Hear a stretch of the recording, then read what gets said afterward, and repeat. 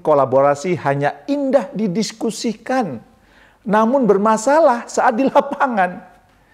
Eksekusi tidaklah seindah saat berdiskusi. Apakah Anda pernah mengalami? Bila pernah mengalami, jangan pernah diulangi.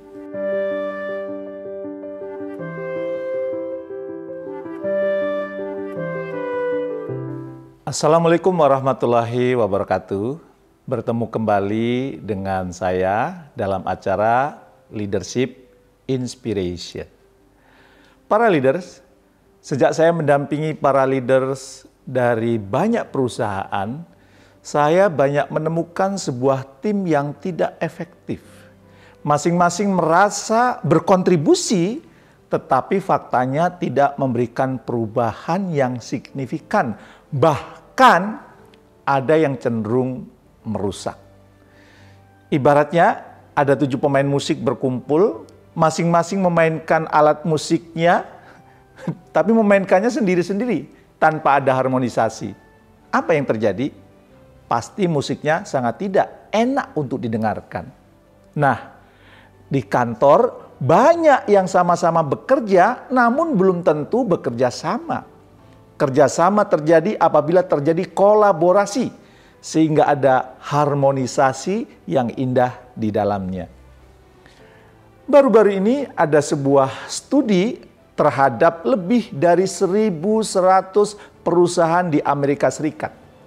Studi itu menemukan bahwa bekerja secara kolaboratif dapat meningkatkan performa tim sebanyak 5 kali lipat. Wow, menarik bukan? Meski studinya di negeri Paman Sam, saya yakin hasilnya tidak terlalu berbeda jika kita lakukan di Indonesia. Bahwa kolaborasi meningkatkan performa tim. Saya yakin kita semua ingin berkolaborasi. Namun betapa sering kolaborasi hanya indah didiskusikan, namun bermasalah saat di lapangan. Eksekusi tidaklah seindah saat berdiskusi. Apakah Anda pernah mengalami? Bila pernah mengalami, jangan pernah diulangi. Nah, di kesempatan kali ini saya ingin sharing sebuah buku bestseller, dan teori dari buku ini sudah cukup banyak diaplikasikan untuk memandu perusahaan-perusahaan Fortune 500 agar memiliki high performance team. Menarik, ya. Buku yang menjadi rujukan banyak perusahaan kelas dunia ini ditulis oleh Patrick Lencioni. Judul bukunya adalah The 5 Dysfunction of a Team. Dari judulnya sudah ketahuan ya, bahwa ini membahas tim, membahas disfungsi di dalam tim. Nah, dalam buku ini, Patrick Lencioni menjabarkan 5 kesalahan yang kerap dilakukan dalam sebuah tim, sehingga tim menjadi disfungsi alias tidak berfungsi secara optimal. Ia melihat kesalahan-kesalahan tersebut memiliki pola yang sama sehingga bisa dipelajari, di mana kelimanya saling berhubungan sebab akibat satu dengan yang lainnya. Dan kelima kesalahan tersebut membentuk pola bertingkat seperti piramida, berurutan dan berhubungan satu dengan yang lainnya. Kira-kira menurut Anda, apa saja 5 kesalahan itu? Coba tebak dengan cepat. Apakah jawaban Anda sama dengan Tuan Patrick Lencioni ini? Ayo saya beri waktu untuk menjawab. Apakah tepat atau tidak nanti kira-kira? Oke, mungkin Anda sudah tidak sabar. Ayo relax dulu. Jangan lupa subscribe, like, dan tekan tombol lonceng agar Anda mendapatkan informasi baru di channel ini. Oke. Kita lanjutkan tentang 5 kesalahan yang sering terjadi dalam sebuah tim. Kesalahan yang pertama adalah absence of trust atau ketiadaan rasa percaya, rasa saling percaya satu dengan yang lain. Ada yang menjawab ini? Patrick melihat trust menjadi dasar atau pondasi dalam berhubungan atau interaksi sebuah tim. Kesalahan pertama ini bisa kita lihat saat anggota tim tidak mau saling terbuka dan tidak mau menerima kesalahan dan kelemahannya, ya, sehingga ia tidak ingin dibantu oleh anggota tim lainnya. Dalam keseharian, sangat nampak tidak ada keterlibatan lebih dalam secara personal antar anggota tim. Mereka bekerja sendiri-sendiri. Bahasa gaulnya lo, gue, en. Dan apabila ada kesalahan yang terjadi, yang muncul adalah buruk sangka dan saling menyalahkan anggota tim lainnya. Satu dengan lainnya tidak percaya, satu dengan yang lain saling menyalahkan, satu dengan yang lain saling melemahkan. Ngeri kalau hal ini terjadi di tim Anda. Nah, maka apakah ini terjadi juga di dalam tim Anda? Kalau terjadi, sungguh tidak nyaman dan suasana kantor pasti membuat Anda tersiksa. Bahkan bisa membuat Anda stres, depresi, sakit jantung. Kantor kok kayak neraka. Nah, kesalahan yang kedua, fear of conflict atau takut menghadapi konflik. Jadi konflik itu ada baiknya loh ya, jadi jangan takut menghadapi konflik. Nah, karena ketiadaan trust tadi, anggota tim jadi enggan mengkomunikasikan pikiran dan perasaannya secara jujur. Diskusi yang terjadi dalam tim pun jadi tidak mendalam, bahkan hanya sekedar formalitas. Rapat atau pertemuan hanya membahas yang remeh-temeh, gimmick, dan tidak esensial untuk kemajuan tim kita.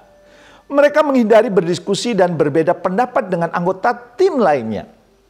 Memang yang nampak mereka saling menyetujui keputusan yang diambil saat diskusi atau saat meeting, saat pertemuan. Tetapi ternyata di dalam hatinya mereka ngedumel terus. Dalam hati mereka berkata, "Oga gue ikut, itu kan urusan mereka, bukan urusan gue." Ngangguk-ngangguk di tempat rapat, tapi setelah itu nggak mau jalanin. Celakanya, jika keputusan tersebut ternyata salah, kecenderungan yang terjadi mereka akan anteng-anteng saja. Karena mereka itu kan bukanlah keputusannya katanya gitu ya. Jika yang terjadi seperti ini, maka tidak akan ada perbaikan untuk selanjutnya. Patrick menyebut situasi seperti ini dengan istilah artificial harmony. Terlihatnya baik-baik saja, padahal tidak ada komitmen yang sungguh-sungguh muncul dari hati setiap anggota tim. Terlihatnya baik-baik saja, padahal di belakang saling ngomongin satu dengan yang lain, jelek-jelekin. Terlihat harmonis saat diskusi, namun sangat lemah saat eksekusi. Kira-kira apakah ini juga terjadi dalam tim Anda? Bila terjadi, segeralah diobati, karena akibatnya sangat mengerikan bagi kinerja Anda dan juga bagi kesehatan jiwa Anda. Atau bisa jadi kecenderungan yang terjadi sebaliknya. Anggota tim akan mengkritisi secara agresif kesalahan tersebut dengan tujuan menjatuhkan anggota tim lainnya. Sehingga terlihat dirinya lah yang paling benar. Awalnya menghindari konflik, tetapi yang terjadi konfliknya semakin meninggi. Konfliknya semakin meruncing dan akhirnya hubungannya pun semakin buruk. So, perlu waspada. Jika rapat atau pertemuan kita damai saja, tidak ada perbedaan ide atau gagasan, jangan dikira itu pertanda bahwa itu baik-baik saja. Justru sebaliknya, boleh jadi yang terjadi adalah fear of conflict yang merupakan salah satu penyebab tidak solidnya tim. Coba direnungkan ya, dengan dua tadi itu, kira-kira apakah terjadi di tim Anda? Fear of conflict ini akan menyebabkan kesalahan ketiga, yakni lack of commitment atau ketiadaan komitmen. Karena tidak adanya diskusi antar anggota tim untuk menemukan inti masalah, mereka tidak merasa terlibat dalam proses pembuatan keputusan. Sehingga saat keputusannya sudah diketok palu, mereka tidak buy-in dengan keputusan tersebut. Kan itu bukan keputusan saya gitu.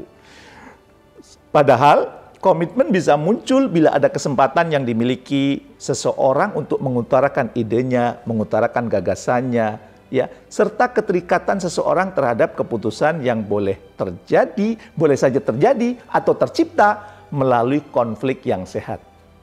Saat anggota tim tidak memiliki komitmen terhadap tujuan tim, mereka akan kehilangan arah dan cenderung mendahulukan kepentingan pribadinya. Bodoh amat dengan tim gue. Nah, kesalahan keempat adalah avoidance of accountability atau menghindari tanggung jawab. Tanggung jawab siapa? Tanggung jawab tim. Ketika anggota tim tidak memiliki komitmen terhadap perencanaan yang telah disepakati, mereka akan cenderung acuh terhadap perilaku maupun pekerjaan dari anggota tim lainnya. Karena merasa apabila pekerjaan tersebut tidak ada sangkut pautnya dengan pencapaiannya, berarti bukan urusannya sama sekali. Apalagi apabila pekerjaan itu tidak masuk dalam KPI atau penilaian kinerja, ia semakin enggan melakukannya, ya, padahal itu bagus untuk keutuhan tim. Sehingga sangat terlihat setiap anggota tim akan bergerak sendiri-sendiri dan tidak berusaha memberikan pencapaian terbaiknya agar performa tim meningkat. Apabila ini dibiarkan begitu saja, lama-kelamaan anggota tim akan menjadi mediocre. Bahkan ekstrimnya mereka akan sering melewati deadline dan pencapaiannya stagnan. Ngeri kan? Berarti kinerja Anda juga bisa menurun ya kalau kemudian ini terjadi. Nah, saat pekerjaan tim tidak tuntas, saling tuding dan saling menyalahkan akan terjadi, bahkan dengan entengnya mereka akan berkata, "Lah, itu kan bukan tanggung jawab saya kok dibawa-bawa." Bagaimana? Pernah terjadi di tim Anda? Pada akhirnya terjadilah kesalahan yang kelima, yakni inattention to result atau tidak berfokus pada hasil. Apabila dirunut dari awal, di mana trust menjadi pondasi dalam membangun kolaborasi dalam tim, maka saat pondasinya tidak cukup kokoh atau bahkan retak, maka tidak mungkin tim tersebut dapat berfokus pada hasil akhir. Jika tidak ada trust, jangan berharap target-target Anda bisa tercapai dengan optimal. Setiap individu dalam tim akan fokus mengejar pencapaian masing-masing dibandingkan tujuan kolektif. Apabila tujuannya saja sudah berbeda, maka perilaku yang ditampilkan pun pasti akan berbeda. Bagaimana bisa berkompetisi dan mampu memenangkan persaingan apabila badannya saja bekerja dengan tidak sinkron satu sama lainnya.